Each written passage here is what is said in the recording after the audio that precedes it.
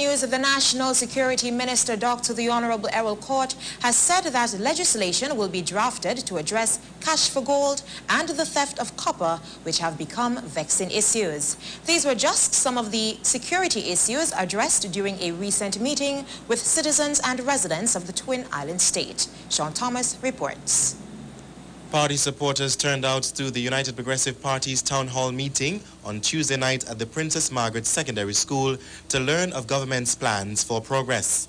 Minister of National Security Dr. the Honorable Errol Court, in addressing the cash for gold issue, says this is part of plans by the government to take a progressive approach to address crime and security in Antigua and Barbuda.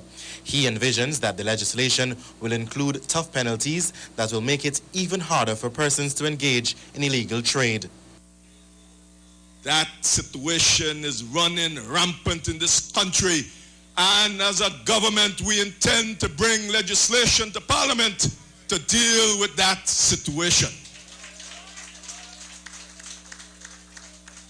While I appreciate that it may take a little while for the drafting and passage of legislation through the Parliament of Antigua and Barbuda in respect of this vexous matter, I would say this evening that it is my intention to have a meeting with all of these jewelry stores, all of these businesses that are seeking to pay cash for gold and silver, and to seek to have an understanding with each and every one of these business houses so that proper records are kept in respect of the persons who are bringing in these commodities for sale.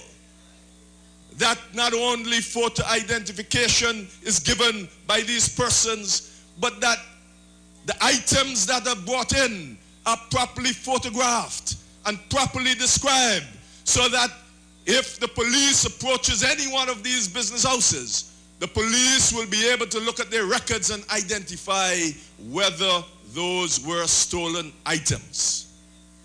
When we take this matter to Parliament, the penalties for engaging in such activities will be so stiff that persons who would right now think about pulling off a chain or bracelet from an innocent person walking the streets of Antigua and Barbuda, they would not think of doing such once the legislation is passed.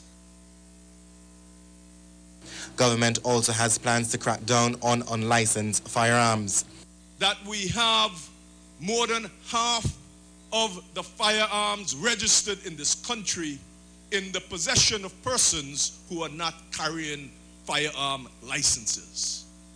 That is indeed a very serious situation, and I have instructed the police to immediately take a very aggressive approach in respect of that situation. In addition to the registered firearms in this country, we have many illegal firearms on the streets of Antigua and Barbuda. That is a most vexing situation.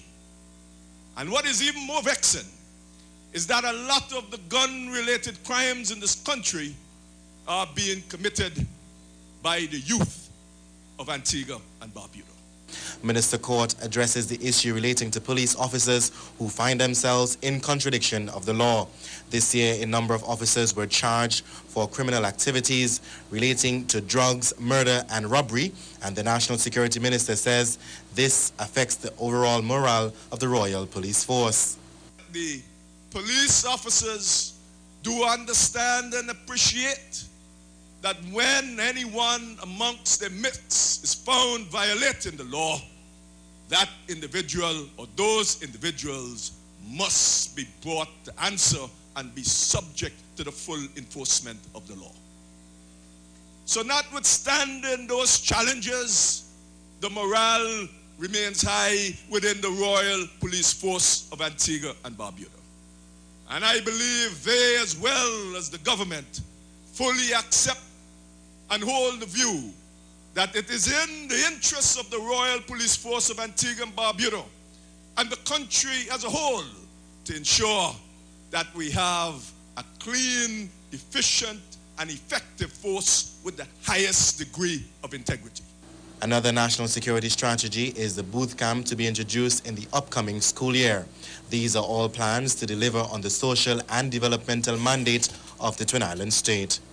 Sean Thomas, ABS News.